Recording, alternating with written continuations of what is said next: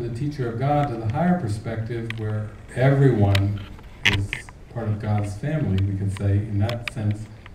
But what it is instead of having a special few or several or so many that are exclusive and separate and different from the rest, they are dropped by given back to the whole. So in other words, they just merge with the whole. Now, to the teacher of God and to the world, they are the exact opposite. It would be a terrible thing to anyone who's invested in the world to give up your family. It's a terrible thing to give up money, to give up family, to give up anything that seems valuable, seems like a sacrifice from the world's perspective. But from the higher perspective, you're simply letting go of concepts of separation, and you're allowed everything else to be included in. So, like sometimes when people go on a spiritual journey, they're told you have to give up your possessions and give up your valuable things, give up your family, give up many things. I always felt it was like an including in. How does that play out in specifics? That's a good way to look at it. Like, how does that actually play out? I remember that when I first started traveling, I would have thoughts of calling Mom, calling Dad, calling my grandmother, and so forth. And I would, as prompted, do that because it felt natural to stay in contact. Where are you at? What are you doing? I didn't feel it was out of guilt at all. It was just when the prompt came in, call your grandmother, call your mother, call your dad. And then as I went on and got into this purpose, I started feeling all these miracles and connections with everyone I would meet, just like I had known them forever. Just by meeting them the first time, it was like, oh, this is a lifelong friend. This is lifelong family, just instantaneous. I didn't even have to get to know them or whatever, or even hear their story. I just felt it instantaneous. And after that happened, I started talking to everybody on a first name basis. I would say, hey Jeff, I would call everybody on a first name basis.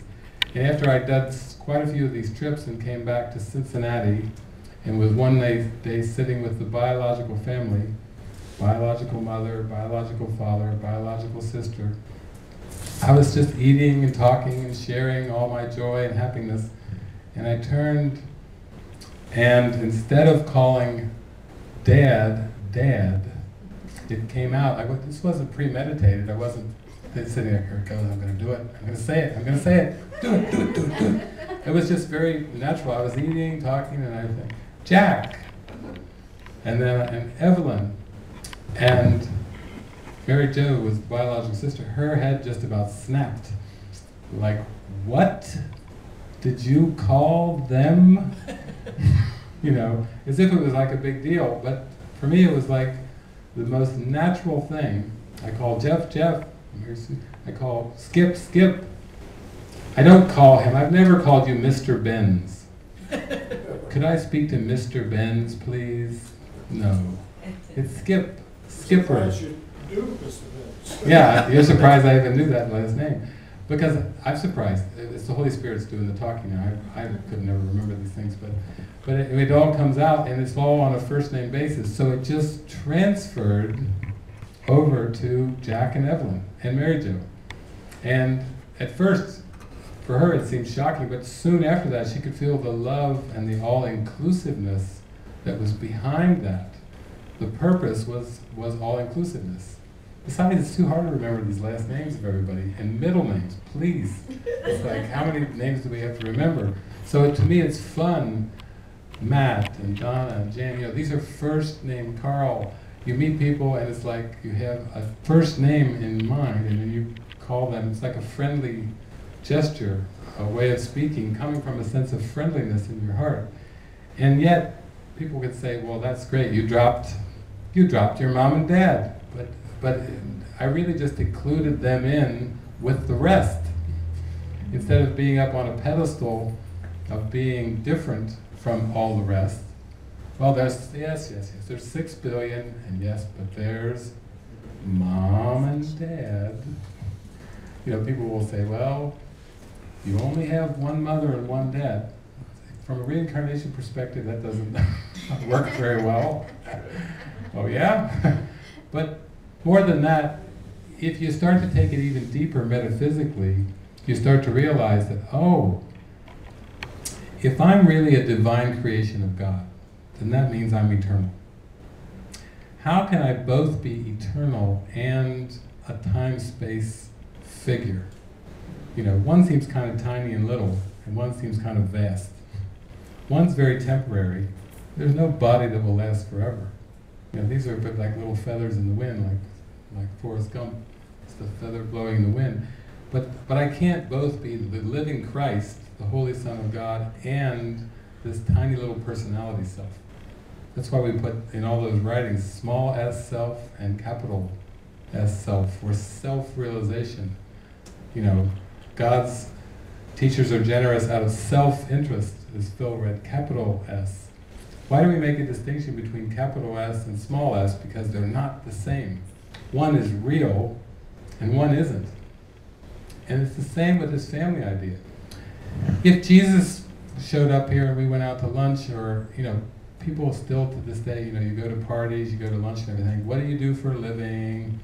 Tell me about where'd you come from? Who are your parents? You know, what are your hobbies and this and that? What do you do for a living? I am a living. I am the living self would be a good answer to what do you do for a living. Where do you come from? Take your pick. Heaven, nirvana, the great Om, you know, just call it what you want. Eternity. Where do you come from? Eternity. It's a good answer. Why is it a good answer? Because it's true. Who are your parents? God. Plural. No, there's no plural. Just God. Well, who's your mom, who's your dad? Just God. Just a creator, a perfect creator that adores and loves me and holds me forever in perfect innocence.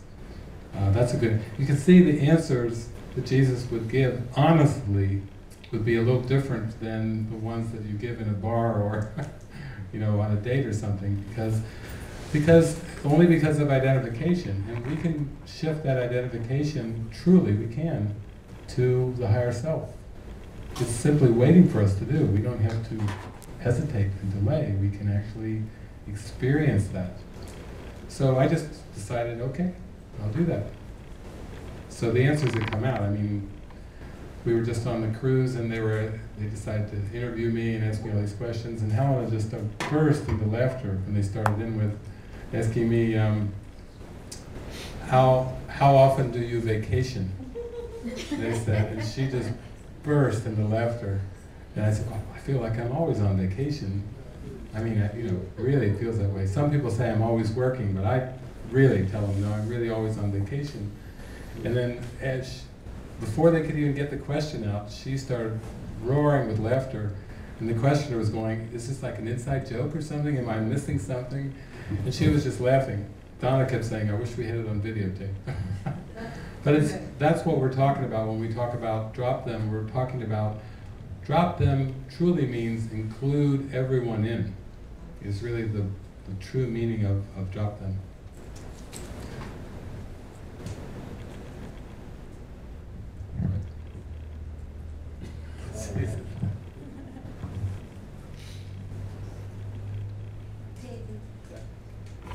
Seems that for me, that's what keeps coming up. The children, moms, I think, especially as we go through the awakening process, I think that's the hardest challenge, is that letting go and then including your children in a different level, and then also family. You mentioned I'm Cuban Sicilian, so you can imagine that that's been a real challenge too. Is that letting go and the realization, you know, the oneness and not making them special, but being a part of the all. It is, I think, one of the challenging things that I've gone through.